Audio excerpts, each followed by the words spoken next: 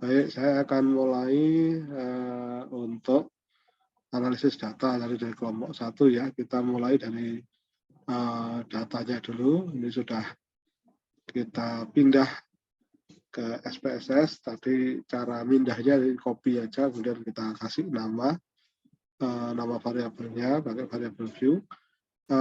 Langkah pertama kita akan melakukan uji validitas dan reliabilitas. Dipakai dimension reduction, faktor. Di sini kita pindah semua indikator butir pertanyaan ini, ya. Terus deskriptif, ya kita biarkan saja continue. Extraction, kita pilih fix number of factor, kita pakai confirmatory factor analysis atau CFA. Jadi tadi jumlah variabelnya 3, yaitu kepercayaan merek, kemudian keterlibatan komunitas, dan keterlibatan merek ya. Jadi 3. Di continue. Kemudian rotation-nya, rotation kita pilih direct oblimin, ya. Terus klik continue, ya. Terus klik scores, ya. Display faktor skor koefisien metrik, klik continue, terus option. Di sini kita akan hanya memilih indikator yang nilai korelasinya di atas 0,5. Ini referensinya dari Hare et al. Multivariate statistik. Ya. Klik continue. Close, klik OK. Stop share dulu, kita pindah ke output dulu ya. Outputnya ini udah kelihatan ya outputnya. Terus kita cek dulu pertama pattern metrik ini karena sudah kita kontrol, kita paksa ya. Nah, ini sebenarnya tidak begitu ideal ya, karena jadi uji validitas itu kan sebenarnya kita menguji ketepatan alat ukur, atau yang kita uji kan kuesionernya, bukan datanya ya. Nah, kita lihat di sini yang mengumpul sesuai dimensi itu kepercayaan pada merek, oke, mengumpul sesuai dimensi. Ya.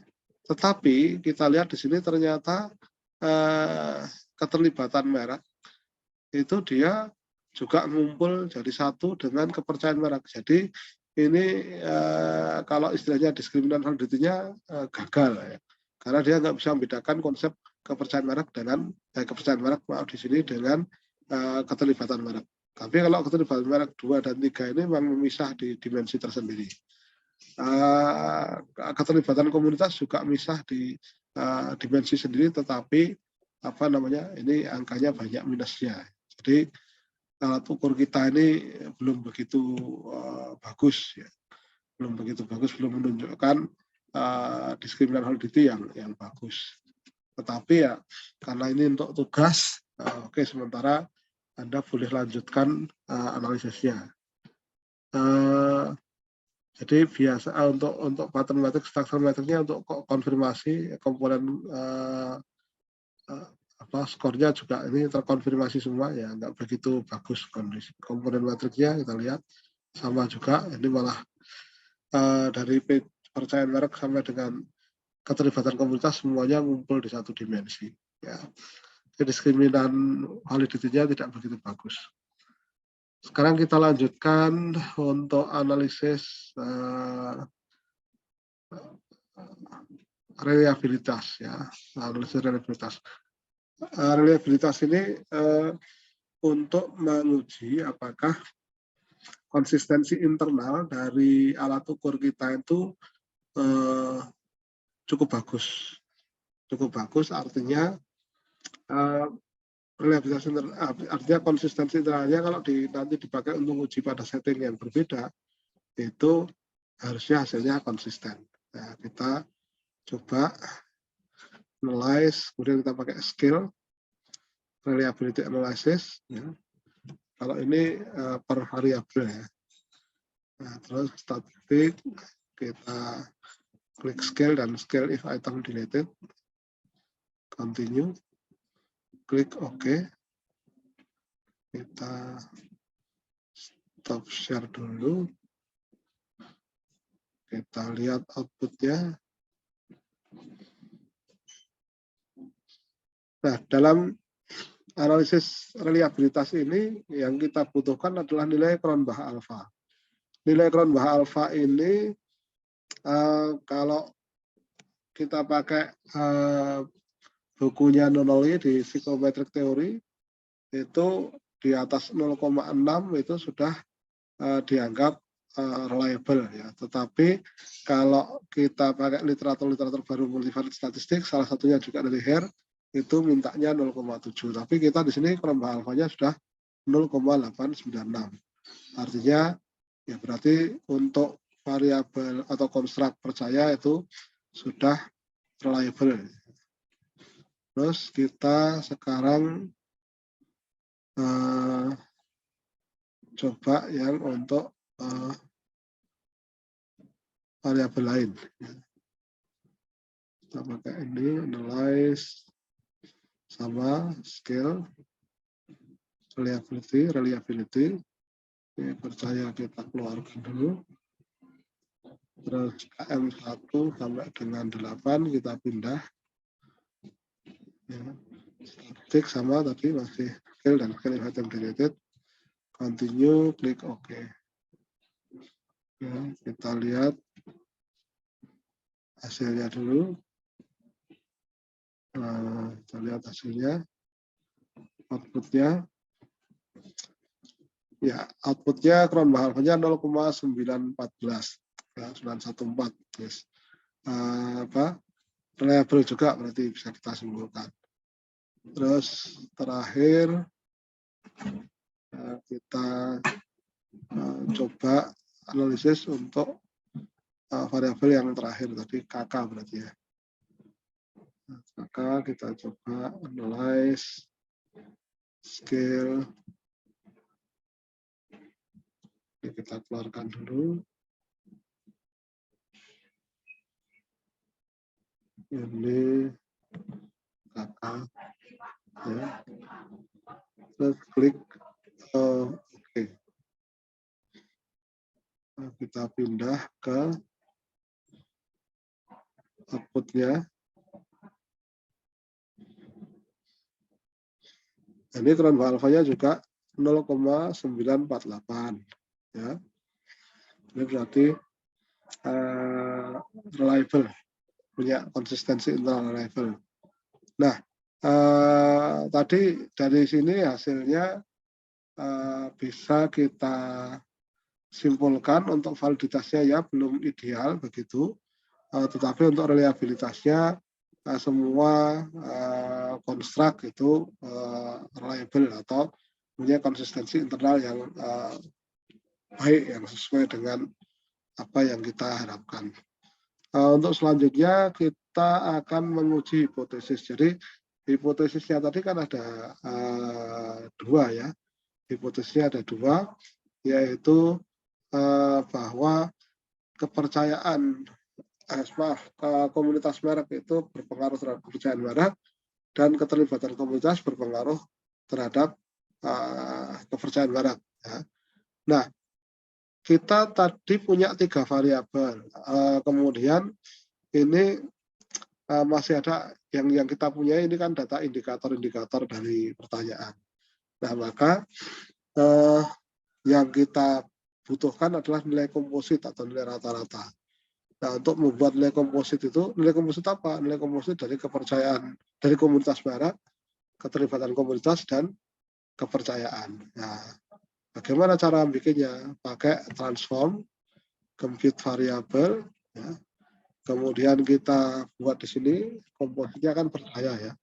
Terus kita lihat di sini, kita buat komposit itu ada dua. Kita bisa pakai nilai rata-rata atau bisa pakai penjumlahan. Nah, di dalam ini saya mau pakai min saja atau rata-rata ya.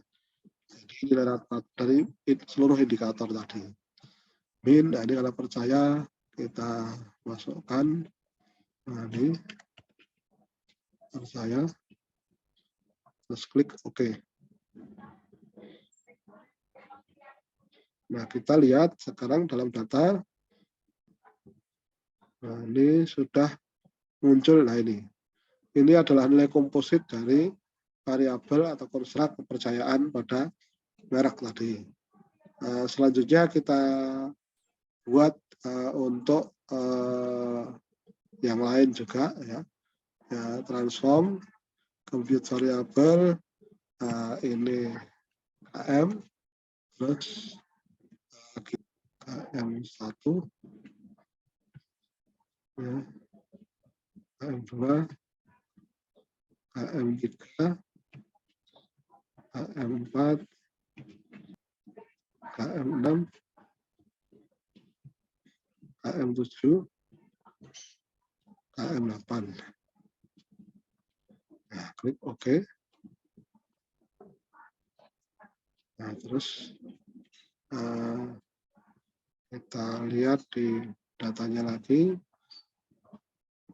Nah, di KM ini sudah muncul di sini nilai komposit dari KM, ya, nilai komposit dari KM. Terus terakhir kita buat nilai komposit dari KK, ya, atau keterlibatan komunitas merek KK.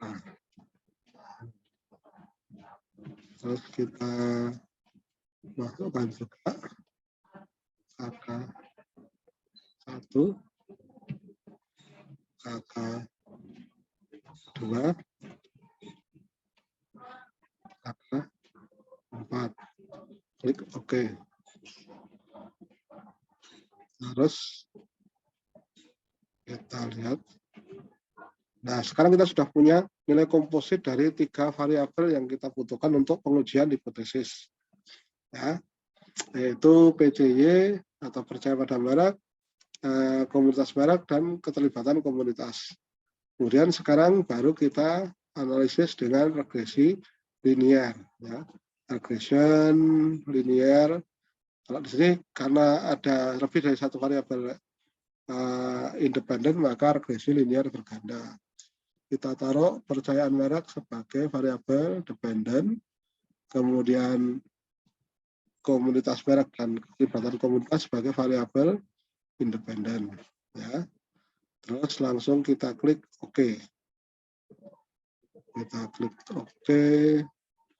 Sekarang lihat outputnya. Kita lihat outputnya.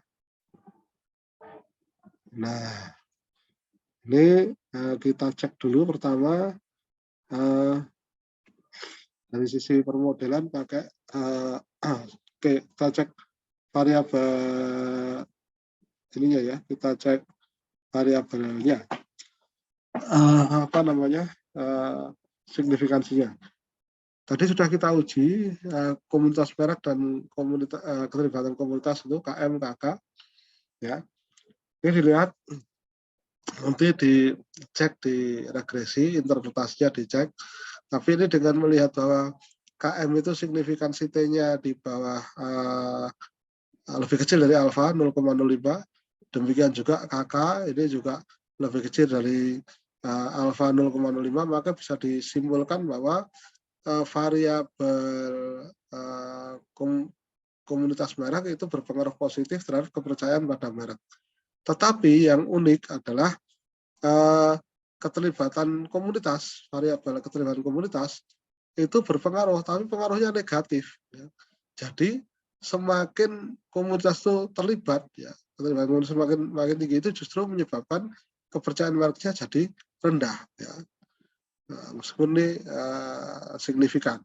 Nah, ini nanti yang bisa dijadikan diinterpretasikan secara lebih lanjut oleh nanti ini kita simpan dulu aja.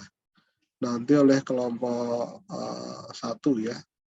Nanti bisa dijelaskan, didiskusikan lebih lanjut. Jadi ini kalau statistiknya sudah selesai, sudah kita analisis secara lengkap, hanya interpretasinya tentu menjadi tugas dari kelompok untuk menjelaskan ya, menjelaskan interpretasinya tadi ya. dari apa yang sudah diolah tadi. Ini kita simpan dulu hasilnya, save. Jadi itu ya nanti untuk statistiknya kelompok 1 tadi ya.